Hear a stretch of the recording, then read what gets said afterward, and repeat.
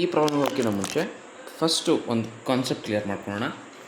ಏನಂದರೆ, ಒಂದು ಸ್ಪಿಯರ್ ಇತ್ತು ಅಂತಂದರೆ, ಹಾಲೋ ಆರ್ ಸಾಲಿಡ್ ಕಂಡಕ್ಟಿಂಗ್ ಸ್ಪಿಯರ್ ಇತ್ತು ಅಂತಂದರೆ, ಆ್ಯಂಡ್ ಅದ್ರ ಮೇಲೆ ಚಾರ್ಜಸ್ ಪ್ಲಸ್ ಕ್ಯೂ ಇತ್ತು ಅಂತಂದರೆ, ಯೂನಿಫಾರ್ಮ್ಲಿ ಡಿಸ್ಟ್ರಿಬ್ಯೂಟೆಡ್. ಸೊ ಒಂದು ಐಸೋಲೇಟೆಡ್ ಹಾಲೋ ಸ್ಪಿಯರ್ ಇದೆ ಆರ್ ಸಾಲಿಡ್ ಕಂಡಕ್ಟಿಂಗ್ ಸ್ಪಿಯರ್ ಇದೆ. ಯಾಕೆ ಸಾಲಿಡ್ ಕಂಡಕ್ಟಿಂಗ್ ಸ್ಪಿಯರ್ ಹೇಳ್ತಿದ್ದೀವಿ ಅಂತಂದರೆ, charges are present on the surface of the conductor. So sphere na radius r irli. So potential, electric potential at the surface ge namige formula gottu, which is k if the charge is q, total charge q, kq by r. So ಇದು ನಾವು derivation ಮಾಡಿರ್ತೀವಿ. ನಾವು ಇದರ ಅರ್ಥ ಏನು ಅಂತಂದರೆ, ಒಂದು coulomb of ಚಾರ್ಜ್ನ ಸರ್ಫೇಸಿಂದ ಇನ್ಫಿನಿಟಿಗೆ ತೊಗೊಂಡೋಗೋಕ್ಕೆ ಕೆ ಕ್ಯೂ ಬೈ ಆರ್ ಅಷ್ಟು ವರ್ಕ್ ಮಾಡಬೇಕು. ಹಾಗಾದರೆ ಸ್ಮಾಲ್ ಕ್ಯೂ ಅಮೌಂಟ್ ಆಫ್ ಚಾರ್ಜ್ನ ಸರ್ಫೇಸಿಂದ ಇನ್ಫಿನಿಟಿಗೆ ತೊಗೊಂಡೋಗೋಕ್ಕೆ ಎಷ್ಟು ವರ್ಕ್ ಮಾಡಬೇಕು ಅಂತಂದರೆ, ಕ್ರಾಸ್ ಮಲ್ಟಿಪ್ಲೈ ಮಾಡಿದ್ರೆ ಡೈರೆಕ್ಟಾಗಿ we are getting x into 1 is equals to K Q upon r. So q coulomb of ಚಾರ್ಜ್ನ ಸರ್ಫೇಸಿಂದ ಇನ್ಫಿನಿಟಿಗೆ ತೊಗೊಂಡೋಕ್ಕೆ ಇಷ್ಟು ವರ್ಕ್ ಮಾಡಬೇಕು. ಸೊ ಪೊಟೆನ್ಷಿಯಲ್ನ ಡೆಫಿನೇಷನ್ ಅದು, ಆ ಡೆಫಿನೇಷನ್ನ ಅರ್ಥ ಕೂಡ ಅದು. ಅಂದರೆ ಒಂದು ಕೂಲಂಬ್ ಆಫ್ ಚಾರ್ಜ್ನ ಸರ್ಫೇಸಿಂದ ಇನ್ಫಿನಿಟಿಗೆ ತೊಗೊಂಡೋಕ್ಕೆ ಎಷ್ಟು ವರ್ಕ್ ಮಾಡಬೇಕು, ಯಾರು ವರ್ಕ್ ಮಾಡಬೇಕು, ಎಲೆಕ್ಟ್ರೋಸ್ಟ್ಯಾಟಿಕ್ ಫೋರ್ಸ್ ಎಷ್ಟು ವರ್ಕ್ ಮಾಡಬೇಕು ಅನ್ನೋದು ಅದರ definition. So one of the definition. So ಇದರ ಬೇಸಿಸ್ ಮೇಲೆ ನಾವೊಂದು ಪ್ರಾಬ್ಲಮ್ ನೋಡೋಣ. ಸೊ ಏನಿದೆ ಪ್ರಾಬ್ಲಮ್? ಅದು ಒಂದು ನ್ಯೂಟ್ರಲ್ ಕಂಡಕ್ಟಿಂಗ್ ಸ್ಪಿಯರ್ ಇದೆ. ನ್ಯೂಟ್ರಲ್ ಅಂತಂದರೆ ಇನಿಷಿಯಲಿ ಅದರ ಚಾರ್ಜ್ 0. ಅದರೊಳಗಡೆ ಒಂದು ಸರ್ಕ್ಯುಲರ್ ಕ್ಯಾವಿಟಿ ಇದೆ. ಈ ಸರ್ಕ್ಯುಲರ್ ಕ್ಯಾವಿಟಿ ರೇಡಿಯಸ್ ಬಂದು ಸ್ಮಾಲ್ ಎ ಆ್ಯಂಡ್ ಅದರ ಬಿಗರ್ ರೇಡಿಯಸ್ಸು 3a. ಸೆಂಟರಲ್ಲಿ ಒಂದು ಚಾರ್ಜ್ ಇರ್ತಾರೆ, ಪಾಸಿಟಿವ್ ಪಾಯಿಂಟ್ ಚಾರ್ಜ್ ಸೆಂಟ್ರಲ್ಲಿ ಇರ್ತಾರೆ, ಪ್ಲಸ್ ಕ್ಯೂ. ಸೊ ಕ್ವಶನ್ ಏನು ಅಂತಂದರೆ, at A distance of 2a potential ಎಷ್ಟು ಅಂತ. ಅಂದರೆ at A distance of 2a ಅಂತಂದರೆ ನೋಡಿ, ಇದು a ಇದು 3a ಆದರೆ 2a ಮಿಡ್ಲಲ್ಲಿ ಬರೋದು 2a. ಸೊ ಈ 2a ಈ ಪಾಯಿಂಟಲ್ಲಿ ಪೊಟೆನ್ಷಿಯಲ್ ಎಷ್ಟು ಅಂತ. ಆ್ಯಂಡ್ ಇದಿಷ್ಟು ಕಂಡಕ್ಟರ್. ನಾವು ಇದು ಇಂಪಾರ್ಟೆಂಟ್ ಆಗುತ್ತೆ ನಮಗೆ ಇವಾಗ, ಕಂಡಕ್ಟರ್. ಸೊ ಇದಿಷ್ಟು ಕಂಡಕ್ಟರ್ ಇವಾಗ. ಸೊ ಕಂಡಕ್ಟರ್ ಒಳಗಡೆ ಯಾವುದೋ ಒಂದು ಪಾಯಿಂಟ್ ಇದೆ, ಆ ಪಾಯಿಂಟ್ ಪಿ ಅಂತ ಅಂದ್ಕೊಳ್ಳೋಣ. ಸೊ ಆ ಪಾಯಿಂಟ್ ಪಿಯಲ್ಲಿ ಪೊಟೆನ್ಷಿಯಲ್ ಎಷ್ಟು ಅಂತ ಕೇಳ್ತಿದ್ದಾರೆ. ಓಕೆ, ಹೇಗೆ ಮಾಡೋದು ಅಂತ. ಸೊ ಬೇಸಿಕ್ಸಿಂದನೇ ಹೋಗೋಣ. ನೋಡಿ, ಪ್ಲಸ್ ಕ್ಯೂ ಚಾರ್ಜಿಂದ ನನಗೆ electric field lines radially outwards ಬರ್ತಾ ಹೋಗುತ್ತೆ. ಸೊ ಎಷ್ಟು ಎಲೆಕ್ಟ್ರಿಕ್ ಫೀಲ್ಡ್ ಲೈನ್ಸ್ ಒರಿಜಿನೇಟ್ ಆಗುತ್ತೆ ಅಷ್ಟು ಇಲ್ಲಿ ಕ್ಯಾವಿಟಿಯ ಇನ್ನರ್ ಸರ್ಫೇಸಲ್ಲಿ ಟರ್ಮಿನೇಟ್ ಆಗುತ್ತೆ. ಎಷ್ಟು ಎಲೆಕ್ಟ್ರಿಕ್ ಫೀಲ್ಡ್ ಲೈನ್ಸ್ ಪ್ಲಸ್ ಕ್ಯೂಯಿಂದ ಒರಿಜಿನೇಟ್ ಆಗುತ್ತೆ ಅಷ್ಟೇ ಎಲೆಕ್ಟ್ರಿಕ್ ಫೀಲ್ಡ್ ಲೈನ್ಸು ಕ್ಯಾವಿಟಿಯಲ್ಲಿ ಟರ್ಮಿನೇಟ್ ಆಗುತ್ತೆ. ಸೊ ನಾವು ಎಲೆಕ್ಟ್ರಿಕ್ ಫೀಲ್ಡ್ ಲೈನ್ಸ್ ಪ್ರಾಪರ್ಟೀಸ್ ಪ್ರಕಾರ ನಂಬರ್ ಆಫ್ ಫೀಲ್ಡ್ ಲೈನ್ಸ್ ಏನು ಇಂಡಿಕೇಟ್ ಮಾಡುತ್ತೆ ಅಂದರೆ magnitude of charge. So therefore plus ಕ್ಯೂಯಿಂದ ನಮಗೆ 1 2 3 4 5 6 7 1 2 3 4 5 6 7.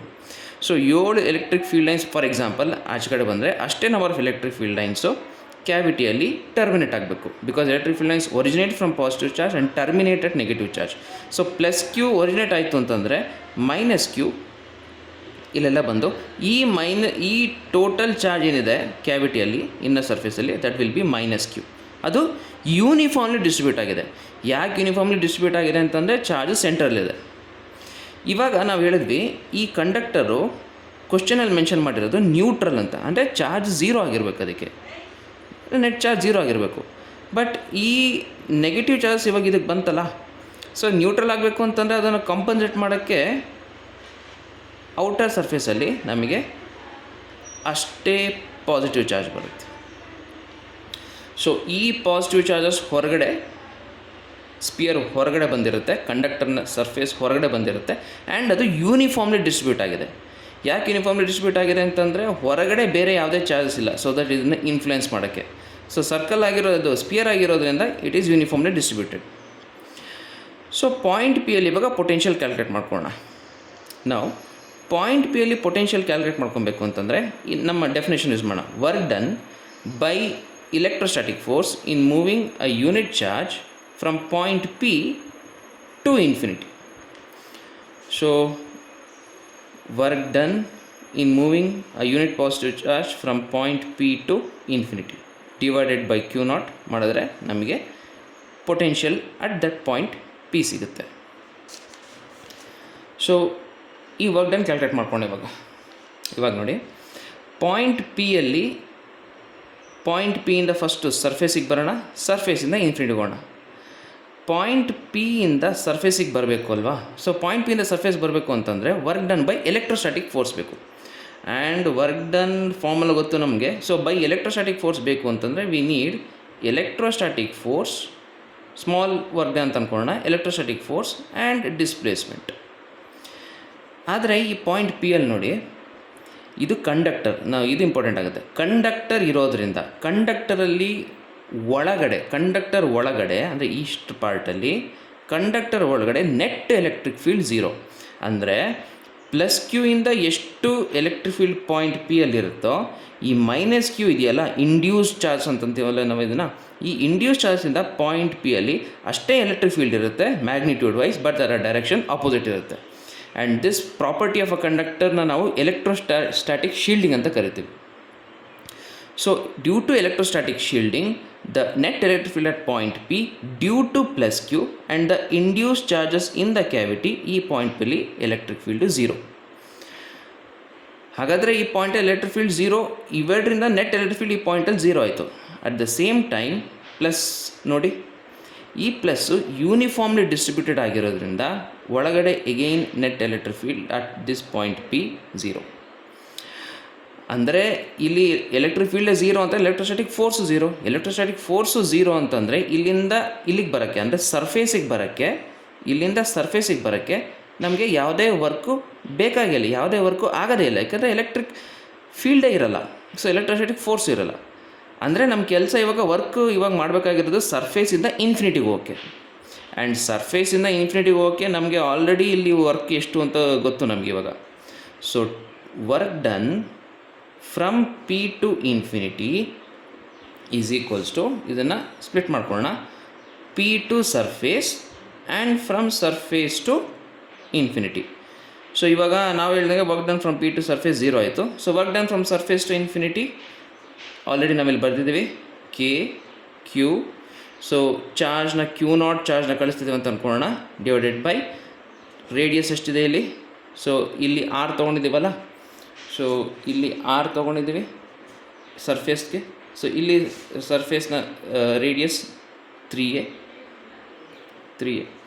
So potential at 2a is equals to K Q naught 3a upon Q naught. Q naught cancel ಆಗುತ್ತೆ. So potential at point P is K Q upon 3a. K Q upon 3a. ಈಗ ಇಲ್ಲಿ point ಪಿಲಿ potential calculate ಮಾಡ್ಕೊಳ್ಳೋಕ್ಕೆ ಇಲ್ಲಿ ನೋಡಿ ಇನ್ನೊಂದು method. Point ಪಿಲಿ potential due to K Q by ಇಲ್ಲಿಂದ ಇಲ್ಲಿಗೆ ಡಿಸ್ಟೆನ್ಸ್ ಬಂದು 2a. ಇಲ್ಲಿ ನೋಡಿ ಇದು ಯೂನಿಫಾರ್ಮ್ಲಿ ಡಿಸ್ಟ್ರಿಬ್ಯೂಟ್ ಆಗಿರೋದ್ರಿಂದ, ಇಲ್ಲಿ ನೆಗೆಟಿವ್ ಚಾರ್ಜ್ ಯೂನಿಫಾರ್ಮ್ಲಿ ಡಿಸ್ಟ್ರಿಬ್ಯೂಟ್ ಆಗಿರೋದ್ರಿಂದ ನಾವು ಪೊಟೆನ್ಷಿಯಲ್ ಡ್ಯೂ ಟು ಹಾಲೋಸ್ಪಿಯರ್ ಅಂತ ತೊಗೊಂಡು, if it is negatively charge, ಇಲ್ಲಿಂದ ಎಗೈನ್ ಡಿಸ್ಟೆನ್ಸ್ ಎಷ್ಟಾಗುತ್ತೆ 2a ಆಗುತ್ತೆ. So it will be potential minus K Q by 2a. ಯಾಕೆ minus? Because potential is a scalar quantity. So due to negative charge minus QA. And ಇನ್ನೊಂದು potential due to this outer charges ಇಂದ outer ಸ್ಪಿಯರಲ್ಲಿ charge plus ಕ್ಯೂನೇ ಅಲ್ವಾ. ಆ್ಯಂಡ್ ಯಾವಾಗ ಇದು uniformly distribute ಆಗಿರುತ್ತೆ, ಸರ್ಫೇಸಲ್ಲಿ ಎಷ್ಟು ಪೊಟೆನ್ಷಿಯಲ್ ಇರುತ್ತೋ ಇನ್ಸೈಡ್ ಕೂಡ ಅಷ್ಟೇ ಇರುತ್ತೆ. So that means will write k Q by 3a. ಇದೆರಡು ಕ್ಯಾನ್ಸಲ್ ಆಗುತ್ತೆ. So potential at point P is k Q by 3a. ಈಗ ಈ ಫಾರ್ಮುಲಾ ಅಥವಾ ಇದನ್ನು ನಾವು ಯೂಸ್ ಮಾಡ್ಬೋದು ಯಾವಾಗ ಅಂತಂದರೆ ಯಾವಾಗ ಇದು ಚಾರ್ಜ್ ಸೆಂಟರಲ್ಲಿರುತ್ತೆ ಮತ್ತು ಆವಾಗ ನಮಗೆ ಈ ಸರ್ಫೇಸ್ ಇದೆಯಲ್ಲ ಕ್ಯಾವಿಟಿ ಇದು ಸಿಮೆಟ್ರಿಕ್ ಆಗಿರುತ್ತೆ, ಸ್ಪೆರಿಕಲ್ ಆಗಿದ್ದರೆ ಮತ್ತು ಚಾರ್ಜ್ ಸೆಂಟ್ರಲ್ಲಿದ್ದರೆ. ಒಂದು ವೇಳೆ ಏನಾದರೂ ಹೀಗಿತ್ತು ಅಂತಂದರೆ, ಒಂದು ವೇಳೆ ಏನಾದರೂ ಸರ್ಕಲ್ ಔಟರ್ ಸರ್ಫೇಸ್ ಹೀಗಿತ್ತು, ಇನ್ನರ್ ಸರ್ಫೇಸ್ ಹಿಂಗಿತ್ತು ಅಂತಂದರೆ ಆವಾಗ ಈ ಮೆಥಡ್ ಯೂಸ್ ಮಾಡೋಕ್ಕಾಗಲ್ಲ. ಸೊ ಬೇಸಿಕ್ಕಿಂದಲೇ ಅವಾಗ ಹೋಗಬೇಕಾಗತ್ತೆ. Because due to electrostatic condition ಇಲ್ಲಿ ನಾವೆಲ್ಲ ಚಾರ್ಜ್ ಇಟ್ಟರೂ ಕೂಡ ಇಲ್ಲಿ ನಮಗೆ ಇಲ್ಲಿಂದ ಚಾರ್ಜಸ್ ಎಲೆಕ್ಟ್ರಿಕ್ ಫೀಲ್ಡ್ ಲೈನ್ಸ್ ಬಂದರೂ ಕೂಡ ಇಲ್ಲಿ ನೆಗೆಟಿವ್ ಚಾರ್ಜ್ ಇದೆಯಲ್ಲ, ಈ ನೆಗೆಟಿವ್ ಚಾರ್ಜ್ ಇಂಡ್ಯೂಸ್ ಆಗೇ ಆಗುತ್ತೆ. But it will B non uniform, ಯಾಕಂದರೆ ಶೇಪ್ ಡಿಫ್ರೆಂಟ್ ಇದೆ. ಸೊ ಆಗಿರೋದ್ರಿಂದ ಇಲ್ಲಿ ನಮಗೆ ಕಂಡಕ್ಟರಲ್ಲಿ ಒಳಗಡೆ ನೆಟ್ ಎಲೆಕ್ಟ್ರಿಕ್ ಫೀಲ್ಡ್ ಯಾವಾಗಲೂ 0 ಆಗಿರುತ್ತೆ. ಸೊ ಈ ಕೇಸಲ್ಲಿ ನಮಗಿಲ್ಲಿ ಹೊರಗಡೆ ಚಾರ್ಜ್ ಕ್ಯೂ ಬಂದರೂ ಕೂಡ ಇಲ್ಲಿಂದ ಇಲ್ಲಿಗೆ ಡಿಸ್ಟೆನ್ಸ್ 3a ಆಗಿದ್ದರೆ ಆವಾಗಲೂ ಕೂಡ ಈ ಪಾಯಿಂಟಲ್ಲಿ ಪೊಟೆನ್ಷಿಯಲ್ಲು KQ/3a. ಸೊ ಈ ಮೆಥಡು ಇದು ಸರ್ಕಲ್ ಇದ್ದಾಗ ಮಾತ್ರ ಯೂಸ್ ಮಾಡ್ಬೋದು, ಮತ್ತು ಚಾರ್ಜ್ ಸೆಂಟರಲ್ಲಿದ್ದರೆ. ಚಾರ್ಜ್ ಸೆಂಟರಲ್ಲಿ ಇಲ್ಲ ಅಂತಂದರೆ ಆವಾಗ ನಮಗೆ again non uniform distribution of charges ಆಗುತ್ತೆ. ಸೊ ಫಾರ್ ಎನಿ ಕೇಸ್ ನಾವು ಎಲೆಕ್ಟ್ರೋಸ್ಟ್ಯಾಟಿಕ್ ಶೀಲ್ಡಿಂಗ್ ಕಾನ್ಸೆಪ್ಟ್ನ ಯೂಸ್ ಮಾಡ್ಕೊಬೋದು. ಯೂಸ್ ಮಾಡಿಕೊಂಡು we can get the answer KQ/3a.